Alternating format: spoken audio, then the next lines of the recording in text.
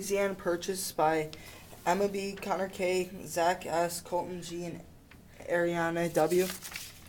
Jefferson, we just heard news that the French are going to start farming in Louisiana, and we're not going to be able to use the Mississippi River and New Orleans anymore.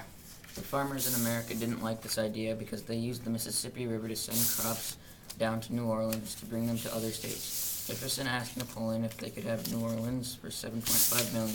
Napoleon, the captain of the army, said that they could have all of Louisiana for $15 million. So Jefferson said deal. That day, the U.S. nearly doubled in size. $11,250,000 was to be paid up front and the rest later. A lot of people thought that Jefferson shouldn't have bought the land and that it would be too big to govern. In the summer of 1803, Jefferson decided that they should have a group of people go out and explore the new land. So Jefferson picked Meriwether Lewis to lead the expedition. Lewis needed a man to select and oversee a volunteer force, so Lewis chose William Clark. They started their trip in St. Louis, Missouri. They wanted to find the source of the Missouri River, reach the Pacific Ocean, and find the Northwest Passage. During their trip, they stopped at a Hidatsa camp and got help from a 17-year-old Shoshone girl named Sacagawea and her husband, Toussaint Charbonneau, to be interpreters. They traveled through water and by land to reach the Rocky Mountains. In the Twilight Zone. On December 24th, 1804, Fort Mandan was completed and they set up camp for the winter. On February 11th, Sacagawea gave birth to a son named John Baptist.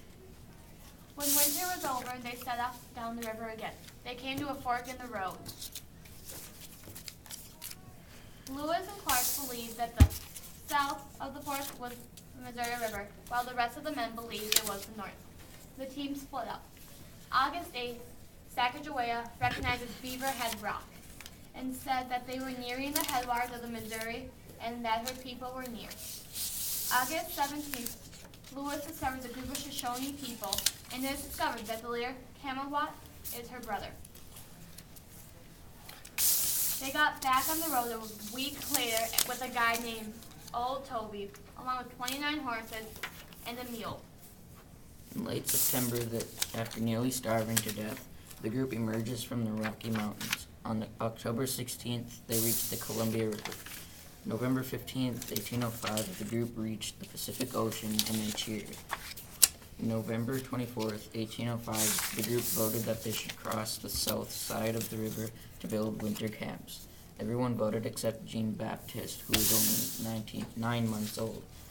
This was the first time a black and a woman were allowed to vote, 60 years before slavery ended and nearly a century before women were allowed the same rights. March 23, 1806, the group sets off back home. After crossing the Bitterroots again, the group splits up to explore the Louisiana Territory. August 12th, the group was reunited at the mouth of the Yellowstone River. 2 days after they reached Mandan and Hidatsa camps and dropped off Sacagawea and her family. September 23rd, 1806, they reached St. Louis.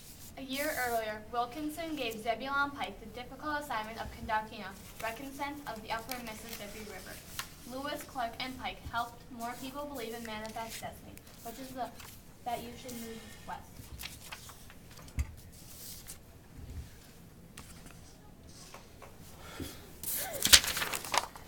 Our sources are Google, Flickr, our textbook, American the Story of Us, and Creating America textbook.